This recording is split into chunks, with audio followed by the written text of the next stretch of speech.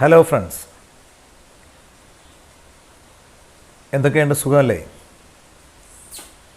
നമ്മൾ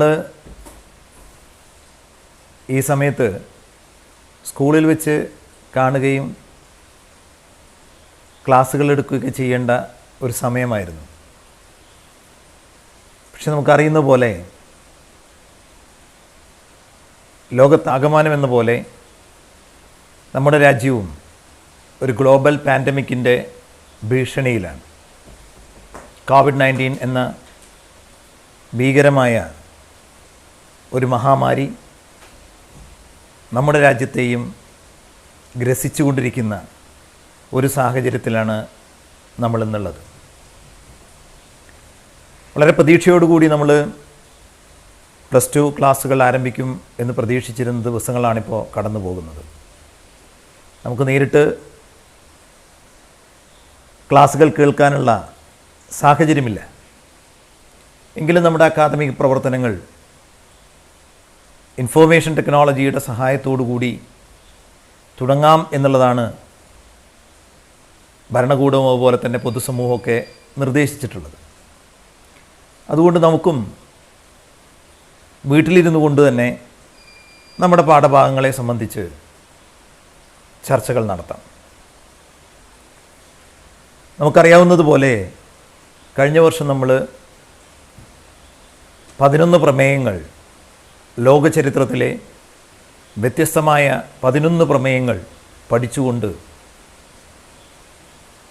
സാംസ്കാരികപരമായ പരിണാമത്തെ സംബന്ധിച്ച് ബോധവാന്മാരായി. അങ്ങനെ തുടർച്ചയായ തീമുകളുടെ ഒരു കൂട്ടിച്ചേർക്കലല്ലായിരുന്നു. എങ്കിൽ പോലും വർത്തമാനകാലത്തിലേക്ക് എങ്ങനെയാണ് ലോകസമൂഹം പരിവർത്തനം ചെയ്യപ്പെട്ടത് എന്ന് നമുക്ക് മനസ്സിലാകുന്ന തരത്തിലാണ് ആ തീമുകളെ ക്രമീകരിച്ചിട്ടുണ്ടായിരുന്നത്. ഇപ്പം നമ്മൾ 2ാം വർഷത്തിലേക്ക് കടന്നിരിക്കുന്നു. ഈ വർഷം നമുക്ക് വിവിധ പ്രമേയങ്ങൾ ചർച്ച ചെയ്യാനുണ്ട്. അവ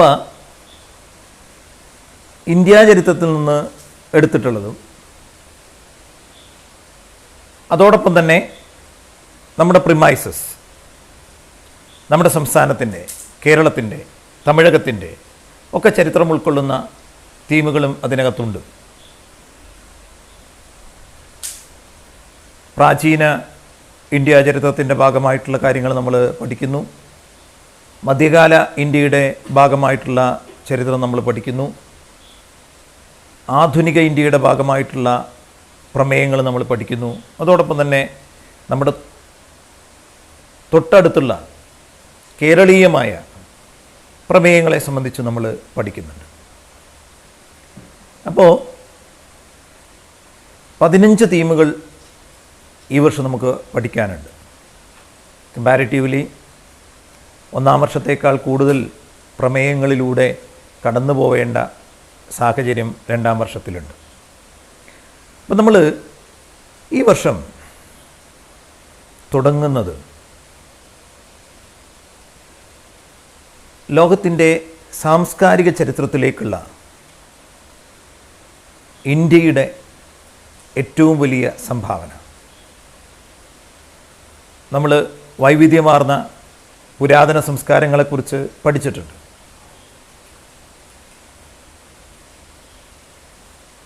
സംസ്കാരത്തിൻ്റെ കളിത്തൊട്ടിലുകൾ എന്ന് വിളിക്കപ്പെടുന്ന, അല്ലെങ്കിൽ ലോകചരിത്രത്തിലെ അത്ഭുതങ്ങളെന്ന് വിശേഷിപ്പിക്കാൻ കഴിയുന്ന സംസ്കൃതിയുടെ ഉറവിടത്തെ സംബന്ധിച്ച് നമുക്ക് മനസ്സിലാക്കാൻ പറ്റുന്ന ഒരു തീമാണ് ആദ്യം തന്നെ നമ്മൾ പഠിക്കുന്നത്. നമ്മൾ ചെറിയ ക്ലാസ്സുകളിലൊക്കെ പരിചിതമായിട്ടുള്ള ഒരു തീം നമ്മൾ കേട്ടിട്ടുണ്ട്. ഹാരപ്പൻ സിവിലൈസേഷൻ, അല്ലെങ്കിൽ ഹാരപ്പൻ നാഗരികത, അതല്ലെങ്കിൽ സിന്ധു നദീതട നാഗരികത എന്നീ പേരുകളിലൊക്കെ അറിയപ്പെടുന്ന വളർച്ച പ്രാപിച്ചതും വെങ്കലയുഗത്തിൽപ്പെട്ടതുമായ സവിശേഷമായ ഒരു സംസ്കാരം ഇന്ത്യയുടെ വടക്ക് പടിഞ്ഞാറൻ അതിർത്തി പ്രദേശങ്ങളിലും വിശാലമായ ഇന്ത്യയുടെ ഇതര ഭാഗങ്ങളിലും വ്യാപിച്ചു കിടന്നിരുന്നു എന്ന ഒരു ചരിത്ര യാഥാർത്ഥ്യം 1920കളിൽ വെളിപ്പെടുകയാണ്. നമുക്കറിയാം, ഇന്ത്യ ചരിത്രം നിർമ്മിക്കുന്നതിൽ അല്ലെങ്കിൽ ഇന്ത്യയുടെ ചരിത്ര നിർമ്മാണ പ്രക്രിയയിൽ ഇംഗ്ലീഷുകാർക്ക് സവിശേഷമായ പങ്കുണ്ട്. അല്ലെങ്കിൽ നമുക്കതിനെ ഇംഗ്ലീഷുകാർ എന്ന് പരിമിതപ്പെടുത്തുന്നതിന് അപ്പുറം യൂറോപ്യന്മാർക്ക് ആധുനിക ഇന്ത്യയുടെ ചരിത്രത്തിൻ്റെ രൂപീകരണത്തിലും ഇന്ത്യയുടെ ചരിത്ര രചനയിലും വളരെയധികം സംഭാവനകൾ നൽകിയിട്ടുള്ളവരാണവർ. സ്വാഭാവികമായും കീഴടക്കപ്പെടുന്ന കോളനികളുടെ ഭരണസൗകര്യത്തിനു വേണ്ടി അവിടുത്തെ ജനങ്ങളെ ഏറ്റവും സമർത്ഥമായി ഭരിക്കാൻ തന്ത്രങ്ങൾ സ്വീകരിക്കുന്നതിൻ്റെ ഭാഗമായി ഭരിക്കപ്പെടുന്നവൻ്റെ ചരിത്രം പഠിക്കുക എന്നത് കോളനികൾ സ്ഥാപിക്കുന്നവരുടെ ഒരു രീതിയായിരുന്നു. സ്വാഭാവികമായും ആദ്യഘട്ടത്തിൽ ഇന്ത്യ ചരിത്രം പഠിക്കാൻ ആഗ്രഹിച്ച ആളുകൾ ഇന്ത്യയുടെ സാംസ്കാരിക ചരിത്രം തുടങ്ങുന്നത് ആര്യന്മാരുടെ ആഗമനത്തോടു കൂടിയാണ് എന്നാണ് വിശ്വസിച്ചിരുന്നത്. അല്ലെങ്കിൽ ആ ഒരു കാലഘട്ടം വരെ നമ്മളൊക്കെ മനസ്സിലാക്കിയിരുന്നത്, ചരിത്രകാരന്മാർ മനസ്സിലാക്കിയിരുന്നത്, ചരിത്ര പണ്ഡിതർ വിശേഷിപ്പിച്ചിരുന്നത് ഇന്ത്യ ചരിത്രം തുടങ്ങുന്നത് വൈദിക സംസ്കാരത്തോടു കൂടിയാണ് എന്നുള്ളതാണ്. ഋഗ്വേദത്തിലെ ഹരിയൂപ്പിയ എന്ന് പറയുന്ന ഒരു പ്രയോഗം അതൊഴിച്ചാൽ വേദകാലഘട്ടത്തിന് മുമ്പ് ഇന്ത്യയിൽ ഒരു സംസ്കാരമുണ്ടായിരുന്നു എന്നതിന് യാതൊരുവിധ തെളിവുകളും 1920കൾ വരെ ഉണ്ടായിരുന്നില്ല. അവിചാരിതമായി ഇന്ത്യൻ റെയിൽവേയുടെ നിർമ്മാണവുമായി ബന്ധപ്പെട്ടുകൊണ്ട്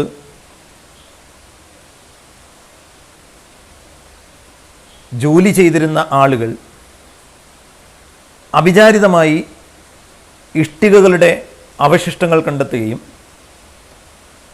അത് തങ്ങളുടെ മേലുദ്യോഗസ്ഥരെ അറിയിക്കുകയും ചെയ്തപ്പോൾ ചാൾസ് മേസൺ എന്ന് പറയുന്ന ഒരു ഇംഗ്ലീഷുകാരൻ, അദ്ദേഹത്തിൻ്റെ ചരിത്രത്തിൽ താല്പര്യമുണ്ടായിരുന്നു. ഈ വിഷയം അധികൃതരുടെ ശ്രദ്ധയിൽപ്പെടുത്തിയതിൻ്റെ ഭാഗമായിട്ടാണ്, ആക്സിഡൻ്റലായിട്ടാണ് ഹാരപ്പയെക്കുറിച്ചുള്ള അല്ലെങ്കിൽ വെങ്കലയുഗത്തിൽപ്പെട്ട വളർച്ച പ്രാപിച്ച ഒരു സംസ്കാരത്തെ സംബന്ധിച്ചുള്ള വിവരങ്ങൾ ആദ്യമായി ലഭിച്ചു തുടങ്ങുന്നു. പിന്നീട് 1921 ഡോക്ടർ ദയാറാം സാഹ്നിയുടെ നേതൃത്വത്തിൽ ഹാരപ്പയിലും 1922 ഡോക്ടർ RD ബാനർജിയുടെ നേതൃത്വത്തിൽ മോഹൻജദാരോയിലും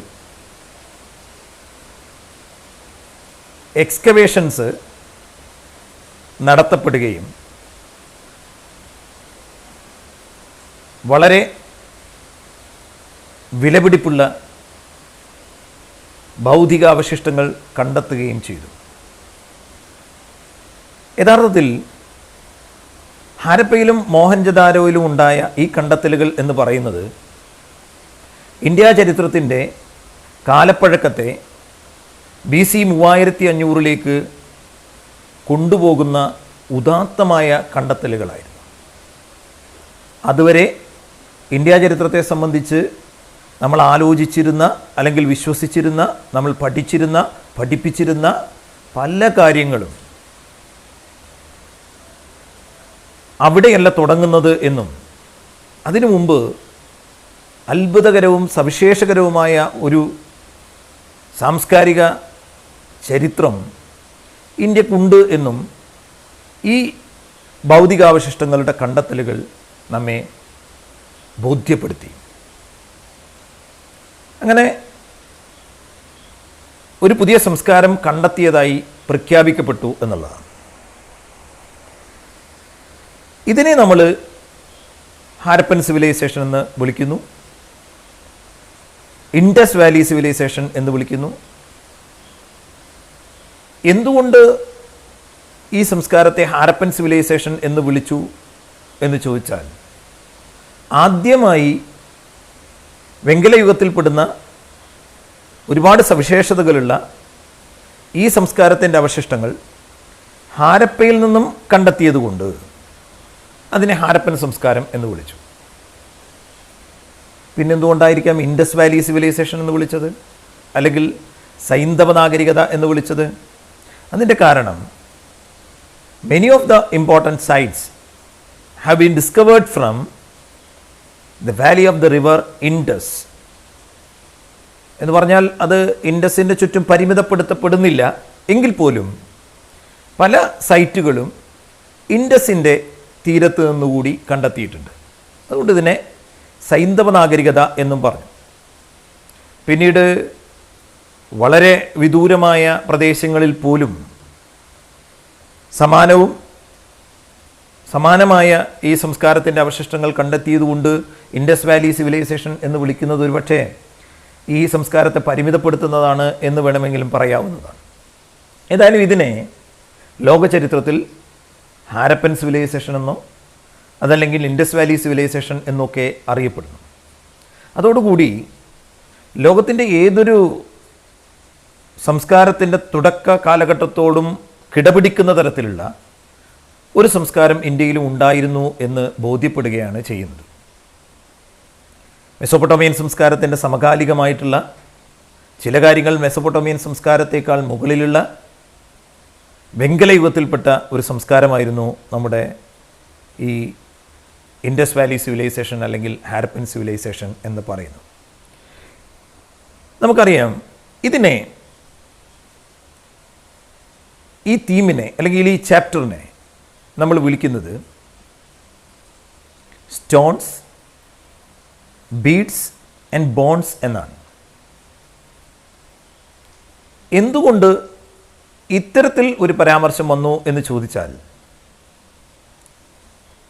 നമുക്കറിയാം, 1ാം വർഷത്തിൽ തന്നെ നമ്മൾ പഠിച്ചിരുന്ന രീതി ചരിത്രത്തെ അതിൻ്റെ ഉപദാനങ്ങൾ അഥവാ സോഴ്സസ് വെച്ച് തിരിച്ചറിഞ്ഞുകൊണ്ടാണ്, അല്ലെങ്കിൽ ഏത് രീതിയിലാണ് ചരിത്രം ആ പ്രത്യേക കാലഘട്ടത്തെ ചരിത്രത്തിൻ്റെ രചനയ്ക്ക് വേണ്ടി ഏതെല്ലാം സോഴ്സുകളെയാണ് നമ്മൾ ഉപയോഗിച്ചത് എന്ന് പരിശോധിച്ചുകൊണ്ട് കൂടിയാണ് നമ്മൾ ഓരോ ചാപ്റ്ററും കടന്നു പോകുന്നത്. അതുപോലെ തന്നെ ഈ ഹാരപ്പൻ സിവിലൈസേഷൻ അല്ലെങ്കിൽ ഇൻഡസ് വാലി സിവിലൈസേഷൻ എന്ന് പറയുന്ന ഈ സംസ്കാരത്തെക്കുറിച്ചും നമ്മൾ ചരിത്രകാരന്മാർ ഇതിൻ്റെ ചരിത്രത്തെ പുനഃസൃഷ്ടിക്കാൻ ഉപയോഗിച്ചിട്ടുള്ളത് ഭൗതിക അവശിഷ്ടങ്ങളെയാണ്.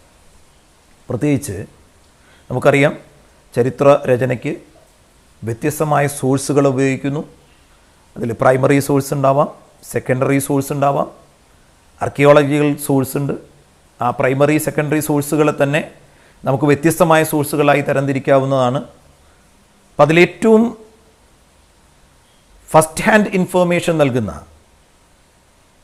ഏറ്റവും തെറ്റ് കുറഞ്ഞ രീതിയിൽ ഇൻഫർമേഷൻ നൽകുന്ന സവിശേഷമായ സോഴ്സ് എന്ന് പറയുന്നത് ആർക്കിയോളജിക്കൽ സോഴ്സാണ്. സാധാരണ പറയാറുള്ളത് സെർവൻ മെയ്ഡ് ഓഫ് ഹിസ്റ്ററി എന്നാണ്.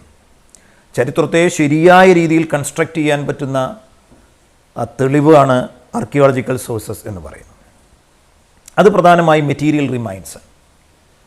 ഭൂതകാലത്തിലെ ജീവിച്ച മനുഷ്യർ, അവർ അവശേഷിപ്പിച്ചു പോകുന്ന തെളിവുകൾ, അതാണ് മെറ്റീരിയൽ റിമൈൻസ് എന്ന് പറയുന്നത്.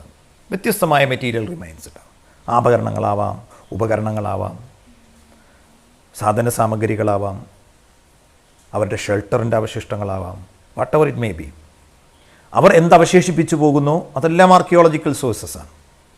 അപ്പോൾ ഇവിടെ ഇൻഡസിൻ്റെ ചരിത്രം പുനഃസൃഷ്ടിക്കപ്പെടുമ്പോൾ, അല്ലെങ്കിൽ ഹാരപ്പൻ സിവിലൈസേഷൻ്റെ ചരിത്രം പുനഃസൃഷ്ടിക്കപ്പെടുമ്പോൾ അതിന് ഏറ്റവും പ്രധാനമായും ഉപയോഗിക്കുന്ന, ചരിത്രകാരന്മാർ ഉപയോഗിക്കുന്ന പുരാവസ്തുശാസ്ത്രപരമായ തെളിവുകൾ, ആർക്കിയോളജിക്കൽ സോഴ്സസ്, ആ സോഴ്സസ് പ്രധാനമായും വരുന്നത് ഈ സ്റ്റോണുകളും ബീഡ്സും ബോൺസും ഒക്കെയാണ്.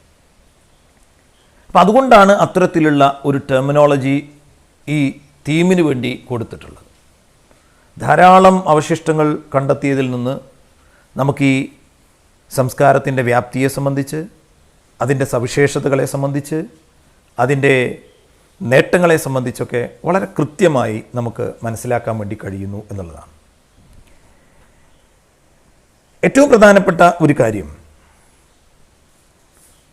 ഹരപ്പ ഒരു നഗര സംസ്കാരമായിരുന്നു എന്നുള്ളതാണ്. അതോടൊപ്പം തന്നെ ലിറ്റററി സോഴ്സ് വളരെ കുറവുള്ളതും എന്നാൽ ആർക്കിയോളജിക്കൽ സോഴ്സസ് വളരെ കൂടുതലുമായിട്ടുള്ള ചരിത്ര കാലഘട്ടമാണ്, അല്ലെങ്കിൽ ചരിത്ര നിർമ്മിതിയാണ് ഹാരപ്പയെക്കുറിച്ചിട്ടുള്ളത്. അതുകൊണ്ട് തന്നെയാണ് ഹാരപ്പൻ സംസ്കാരത്തിൻ്റെ ചരിത്രം കൂടുതൽ വസ്തുനിഷ്ഠവും വ്യക്തവുമായി മാറുന്നതും. ഇനി ഈ സംസ്കാരത്തിൻ്റെ പ്രാഥമികമായ ചില സവിശേഷതകൾ നമുക്ക് മനസ്സിലാക്കാം. ഒന്നാമത്തെ കാര്യം, നമ്മൾ ഏറ്റവും ശ്രദ്ധേയമായ കാര്യം, ഇറ്റ്സ് ആൻ അർബൻ സിവിലൈസേഷൻ. അതൊരു നാഗരിക സംസ്കാരമാണ് എന്നുള്ളതാണ്. അർബൻ സെൻറ്റേർഡ് ആയിട്ടുള്ള ഒരു സംസ്കാരമായിരുന്നു ഈ ഹാരപ്പൻ സംസ്കാരം എന്ന് പറയുന്നത്. രണ്ടാമത്തെ കാര്യം, അതൊരു പൂർവ്വ ആര്യൻ സംസ്കാരമാണ്. ആര്യന്മാരുടെ ആഗമനത്തിന് മുമ്പ് തന്നെ ഉണ്ടായിട്ടുള്ള ഒരു സംസ്കാരമാണ്. ആര്യൻ സംസ്കാരത്തെ സംബന്ധിച്ച് വ്യത്യസ്തമായ അഭിപ്രായങ്ങളുണ്ട്.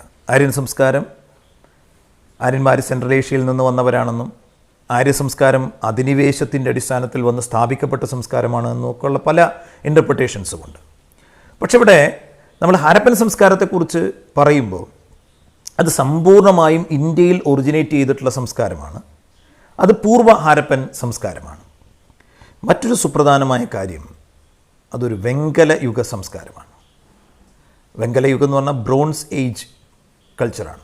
അവരുടെ ഏറ്റവും പ്രധാനപ്പെട്ട ആയുധങ്ങളും ഉപകരണങ്ങളും നിർമ്മിച്ചിരുന്നത് വെങ്കലം ഉപയോഗിച്ചുകൊണ്ടാണ്. അതുകൊണ്ടാണ് അതിനെ വെങ്കല യുഗ സംസ്കാരം എന്ന് വിളിക്കുന്നത്. മാത്രമല്ല, ഇന്ത്യയിലെ ആദ്യത്തെ അർബനൈസേഷൻ, ആദ്യത്തെ നഗരവൽക്കരണം നടക്കുന്നത് ഹാരപ്പൻ കാലഘട്ടത്തിലാണ്. ഹാരപ്പയിലാണ് ആദ്യമായി ഇന്ത്യയിൽ നഗരവൽക്കരണം ഉണ്ടാകുന്നത്. നമ്മുടെ വേദകാലഘട്ടത്തിലെ ചരിത്രപരമായ സ്രോതസ്സുകൾ പ്രധാനമായും ലിറ്റററി സോഴ്സസ് ആണ്. പക്ഷേ ഹാരപ്പൻ കാലഘട്ടത്തിൽ ആർക്കിയോളജിക്കൽ സോഴ്സസ് നമ്മെ പഠിപ്പിക്കുന്നത് നഗരങ്ങളുടെ ഭൗതികാവശിഷ്ടങ്ങൾ ധാരാളമായി കണ്ടെത്തിയതുകൊണ്ട് കൃത്യമായും ഇത് ഒരു നാഗരിക സംസ്കാരമായിരുന്നു. ഹരപ്പ, മൊഹൻജദാരോ, കാലിബംഗൻ, രൂപാർ, ബൻവാലി, കോഡ്ദിജി, ധൊലാവിര, അങ്ങനെ ഒട്ടനവധി നഗരങ്ങൾ ആധുനിക ഇന്ത്യയുടെ ഭാഗമായിട്ടുള്ളതും നിലവിൽ പാകിസ്ഥാൻ്റെയും ഭാഗമായിട്ടുള്ളതുമായിട്ടുള്ള അനേകം സൈറ്റുകൾ നമുക്ക് ഹാരപ്പൻ സൈറ്റുകളായി കാണാവുന്നതാണ്. ഏകദേശം എല്ലാ നഗരങ്ങളും അല്ലെങ്കിൽ എല്ലാ കേന്ദ്രങ്ങളും നാഗരിക കേന്ദ്രങ്ങളായിരുന്നു എന്നുള്ളതാണ് ഇതിൻ്റെ ഏറ്റവും പ്രധാനപ്പെട്ട പ്രത്യേകത. അപ്പോൾ ഈ ഹാരപ്പൻ സിവിലൈസേഷൻ കണ്ടെത്തിയതോടുകൂടി അതുവരെ ഉണ്ടായിരുന്ന പല ചരിത്രപരമായ ധാരണകളും സമ്പൂർണമായും തിരുത്തപ്പെട്ടു എന്നുള്ളതാണ്.